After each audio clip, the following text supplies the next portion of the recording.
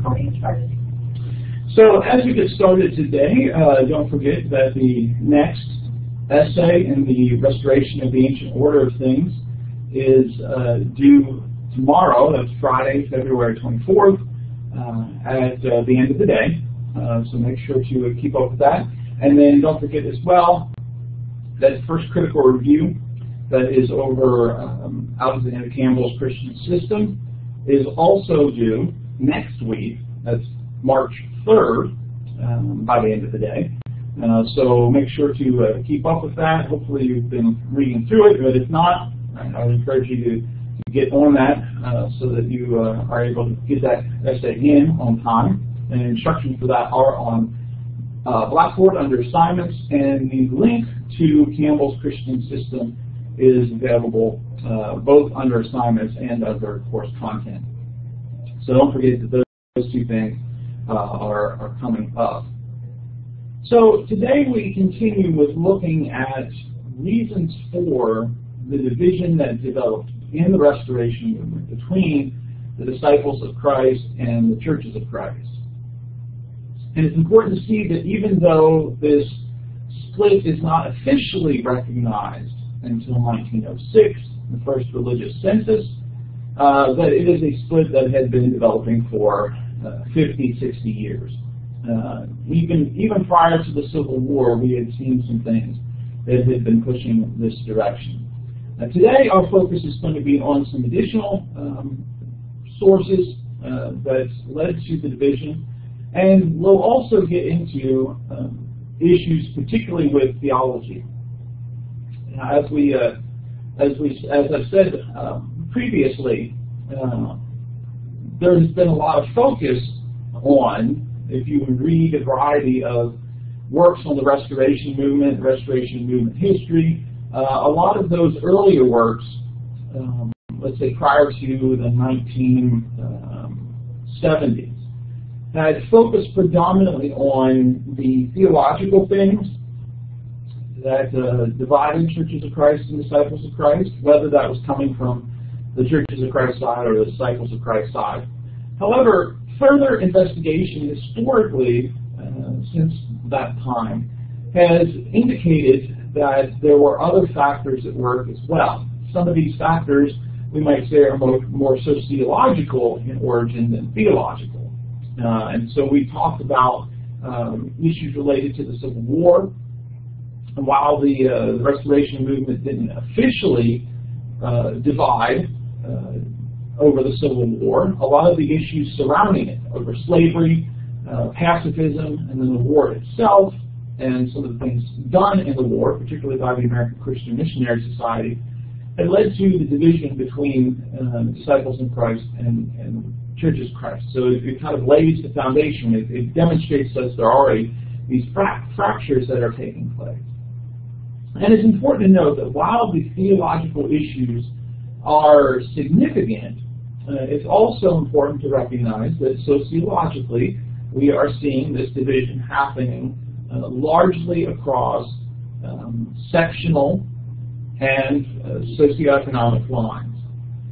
The Churches of Christ largely Southern at the time, and in largely lower class, mid to lower class, while the disciples developing in the North more often, and being a mid to upper class development. Now, certainly since that time, Churches of Christ have expanded in a variety of ways, and so they're found throughout the United States and other places as well. So it doesn't remain a solely Southern group. But then also it's important to recognize that the predominance, the strength of Churches of Christ is still places like Tennessee, Texas, even Alabama, some other places like that. And while there are congregations in the North, that's where I grew up. I grew up in a congregation in the North in Pennsylvania. A lot of the Northeast, the presence of Churches of Christ is rare. And so there have been a variety of attempts to try and reach out to that section, evangelize that section. Growing up in Pennsylvania, the largest congregation of the Churches of Christ was a congregation I attended in central Pennsylvania. And it was, 20, 30 minutes to the next congregation. That's how spread out we are up there. And then, once you get into the western or eastern parts of the country, it's even more spread out. I know Don Myers, one of our faculty members here, probably most of you know, has been working with an initiative to try and reach out to those areas. And they've planted a couple churches in there because really in western Pennsylvania there's still not a significant number of congregations, although there are some, and there are some that are pretty faithful. Size-wise, they're still rather small compared to when you look at some of the congregations, whether here in Montgomery or in Tennessee or Texas or other places like that, where there might be some equivalent population, but the number, the ratio, doesn't line up, let's say, of per capita size to Churches of Christ. So in thinking about this division, it largely taking place along sectional and class lines, there are a couple of things that we're going to more specifically focus on today that demonstrate this. And we'll start off by first thinking about some of the things related to economic issues. And particularly at this point, we're thinking about the ways in which people are thinking about economics, let alone the economic class of the people that are a part of these different congregations. So let's first talk a little bit about conceptions about wealth and poverty. We'll also talk about charity or benevolence and thinking about that as well.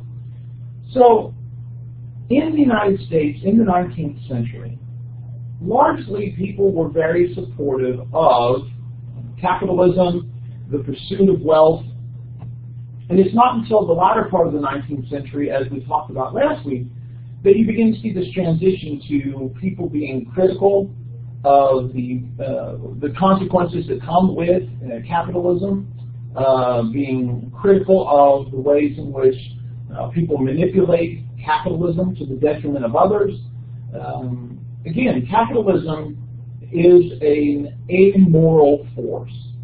There is nothing wholly righteous about it. There is nothing wholly evil about it.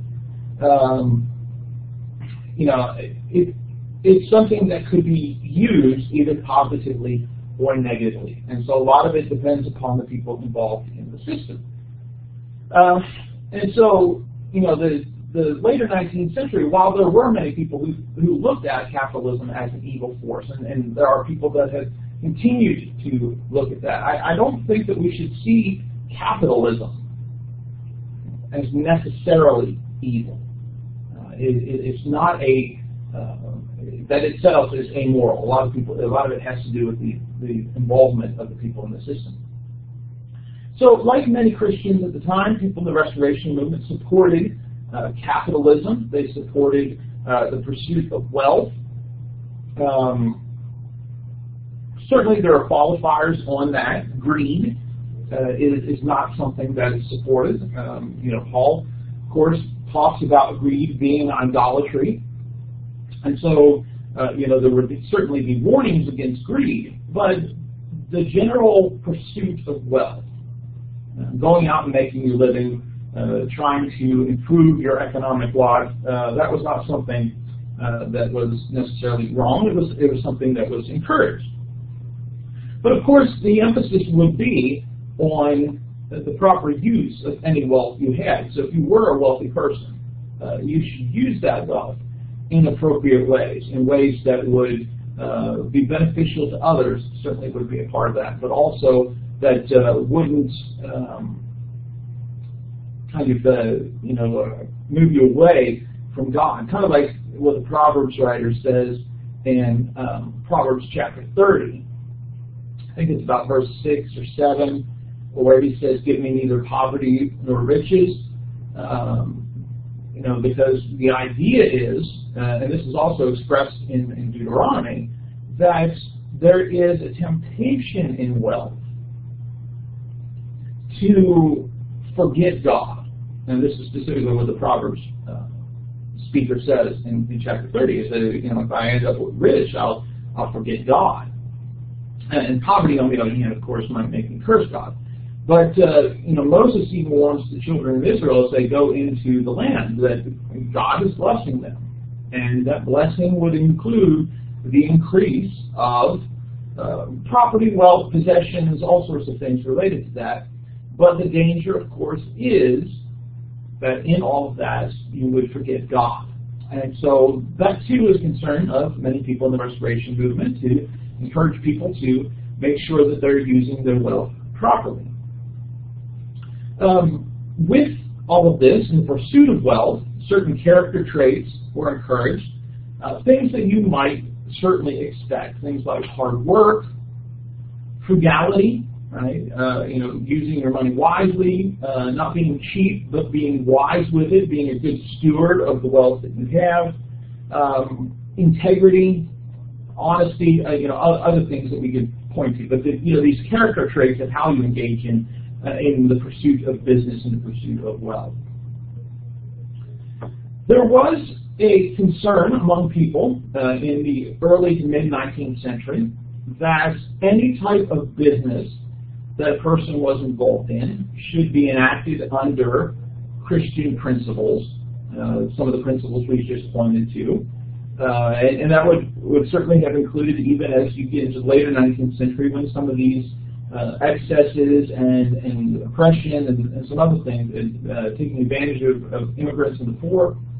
But there wasn't too much support in those 19th century years, until we get towards the later part of the 19th century. There wasn't much support for any sort of governmental regulation, governmental legislation that would assure that. I mean, that's the kind of thing. Capitalism, with it being amoral, as we said, can be used for positive or negative, can be used for good or for evil. But when you think about how you make sure that capitalism stays positive, does the government need to step in? Well, a lot of Restoration Movement thinkers in those early years didn't really talk about that idea. They kind of focused more on business people should be, moral people should be, people of integrity, those kind of things. Most people didn't talk about debt as being unscriptural, but it was something that was undesirable. It was discouraged to get into debt of any sort. Additionally, there was the importance of giving if you were wealthy, and there was kind of a very, I don't want to say simplistic reading the Proverbs, but the notion that you could read into Proverbs or even the Old Testament that you were righteous, you got wealth, which meant the opposite. If you were wealthy, you were righteous. And then a lot of people felt the opposite was true, that poverty was equated with sin. Though these were not total expressions. Right? I mean, it wasn't totally the case for a lot of Restoration thinkers that if you were wealthy, you were righteous, and if you were poor, you were not. But in general, that seems to be a lot of the position of a lot of people. Toward the end of the 19th century, however, what we begin to see is the incorporation of business principles into churches. That people are beginning to think that certain aspects of church life ought to be operated much like businesses. That business people are the kind of people you want to try and reach out to convert, to have become members of the church. And that there was something important about putting business people into roles of authority within the church. That there was something that they could contribute in that way that would be beneficial for church life. So wealth for a lot of people was a positive in the 19th century. On the other hand, some people proclaimed the virtues of poverty. And as the economy developed in the 19th century, there were growing voices about the dangers of capitalism, the dangers of wealth, and just these concerns. And so, especially in the latter part of the 19th century, a lot of people, like Christians in other denominations, looked at these ideas, or not the ideas, the abuses of the system, the manipulation of people, the taking advantage of people, as evidence that wealth was a corrupting force. And so you have this increase of people talking about the blessings or the privilege, the blessings or the preference God had for poor people. Similar kind of notion was developing within Catholicism at the time. Later it'd be called God's preferential option for the poor. That there was something special about the poor in God's eyes. And there was extra care that He took on the poor compared to the wealthy. And so you see some in the Restoration movement kind of having more of that type of mindset, and really kind of focusing on this kind of agrarianism versus industrialization, something that we saw also in the 19th century of how the industrialization of major cities, especially in the north, led to some divisions in the country in general, with a lot of people in the south extolling the holiness of the agrarian life. There's something holy about owning land, working the land, that somehow that is more what God intended, and industrialization was moving away from what God had ordained. And that it was, so it helped the South especially think of themselves more righteous than the North because of how much the North was going towards industrialization. And so for some, especially in the South, there is more of an antagonism in the Restoration movement towards wealth and a support of poverty. And so again, you kind of have this split that is taking place in the Restoration movement along these economic lines. Yeah, first you said that was industrialization versus what was that? Agrarianism. Agrarianism is this kind of focus on life on the farm. He comes from agriculture. Yeah, and so they're kind of the same kind of words. And so that if you're agrarian, you're closer to the soil, you're closer to the land. A-G-A-R-I-A-N, agrarian, and then ism, I-S-M.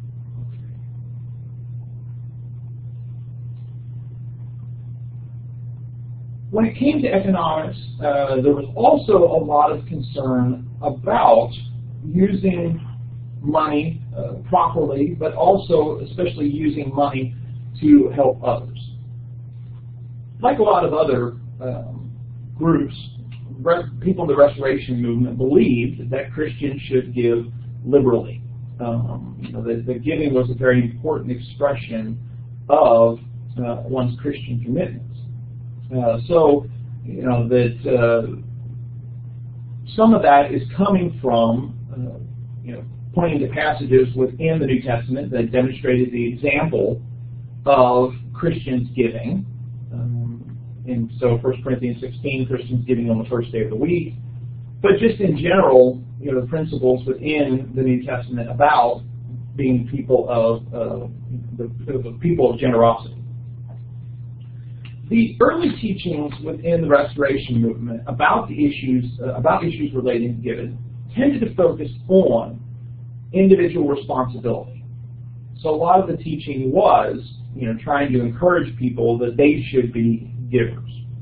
And then also talking about, the weekly collection that you see in the New Testament, those kind of things.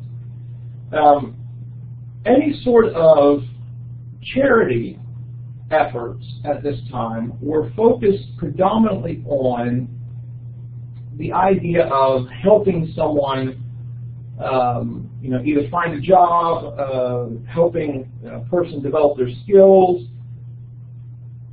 instead of any sort of what we might call extended welfare or social safety net. It was more, that if you knew someone was poor, you might help them out a little bit with the funds, but you also help them find a job, or you help them get the skills that they would need. And so that was kind of more the focus, just kind of more of a encouraging of a self-help type of approach, rather than any sort of extended benevolence or social structures. When it came to any sort of congregational activity, right, work of the church, a lot of emphasis was focused on the congregation helping the poor of that congregation.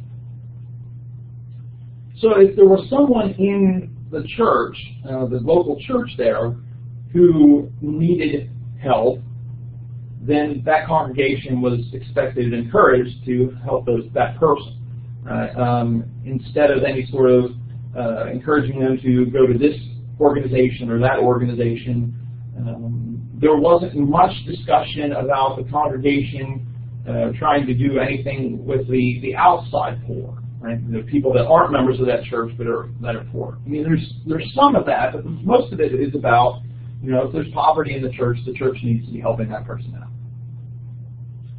out. And very important in all that was the deacons. The part of the deacons' responsibility, or at least one role that deacons could take in the mindset of the Restoration Movement, was kind of coordinating that effort in helping the poor of the congregation. Others could have other responsibilities, but that's one area where the deacons were kind of encouraged to take up that task. In some of the affluent liberal congregations in the north, there was more of an attempt to try and develop societies or organizations that were beyond the local church to try and help alleviate poverty in a greater extent.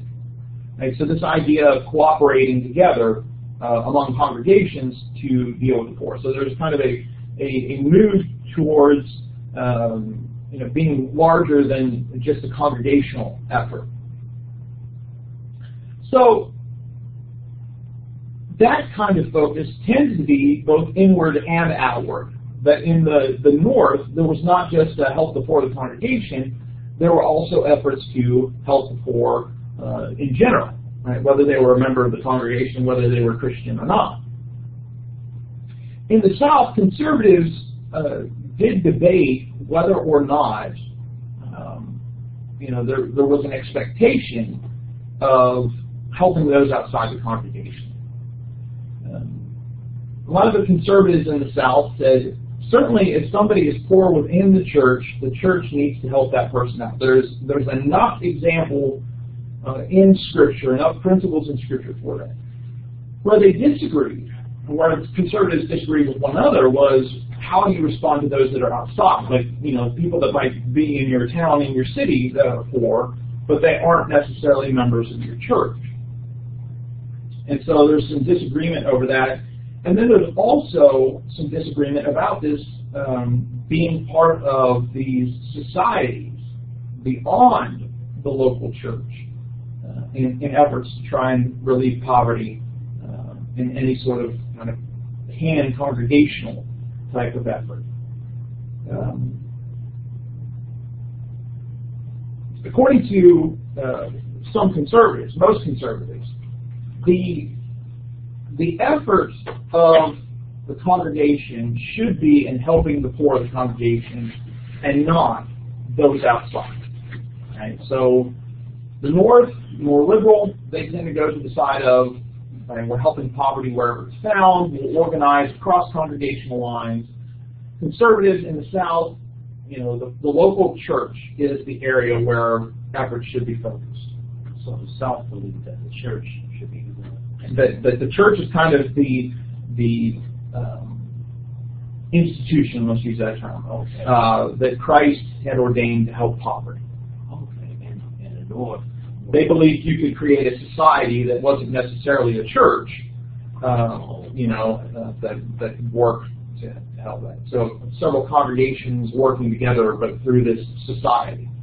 I see. And so there's kind of opposition to, in the South, these kind of institutions developed. And I think part of what we're seeing here is part of why we see some opposition to the American Christian Missionary Society, is that the conservatives tend to think that it is the congregation that is the local church that Christ ordained, that the apostles established, and to go any further than that in any sort of organization was to move towards becoming denominational, when they were very adamant they didn't want to create another denomination.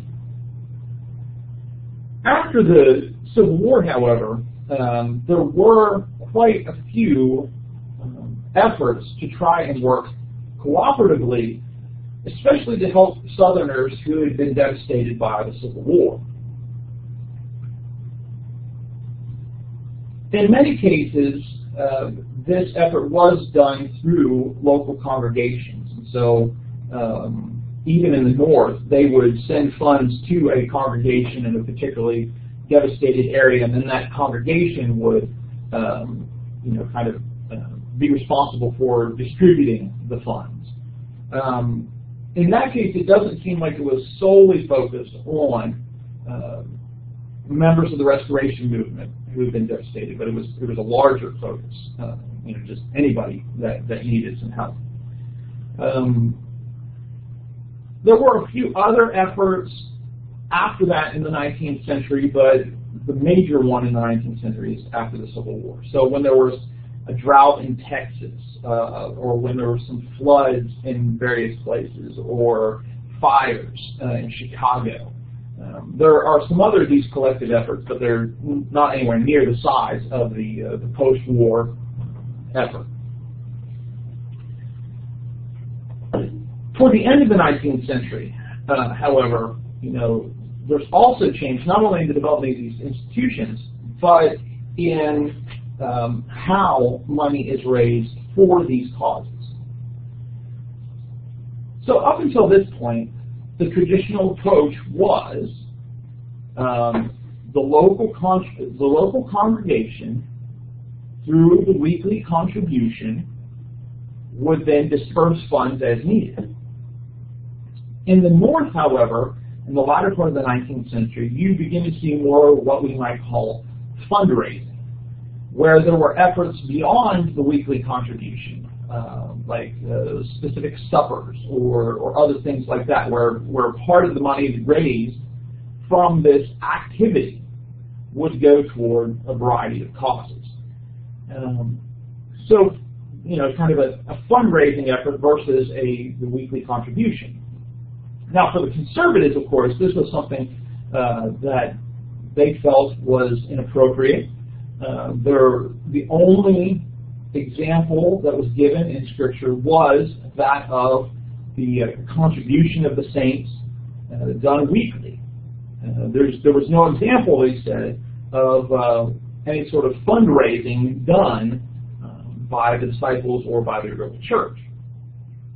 And if you take the position that if it's not specifically authorized, it's forbidden, well, then you have to go to the position of saying fundraising of any sort like that is not something God wants us to be involved in. But for the northern churches, they didn't necessarily see it this way. You also see in the latter part of the 19th century more organizational, institutional developments, things like orphan homes and schools, where there would be a place where kids that did not have parents could go, be taken care of, could get schooling.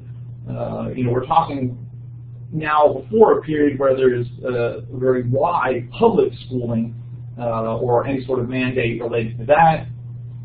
So you have that as an example of institutional benevolence, a variety of efforts for widows and taking care of widows, and also some efforts to help preachers who have gotten past the age of being able to preach.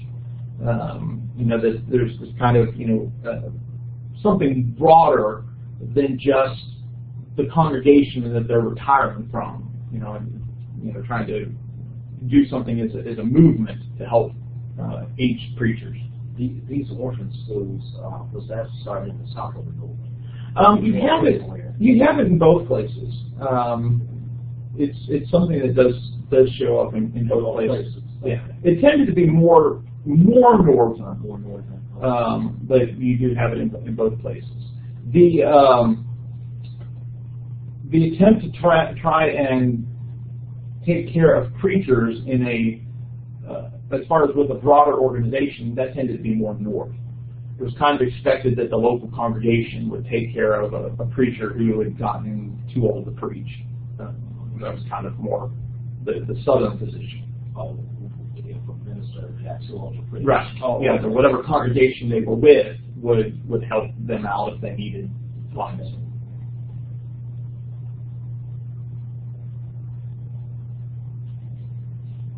So a lot of these economic issues are where there's this division taking place along these north-south lines, and also these economic lines between richer and poor, with the north being more affluent, the south being more lower class. So we'll talk about theology here in a little bit, because there are some important theological issues that separated the two groups. But there are other issues that are going on here, often separating north and south in the different classes.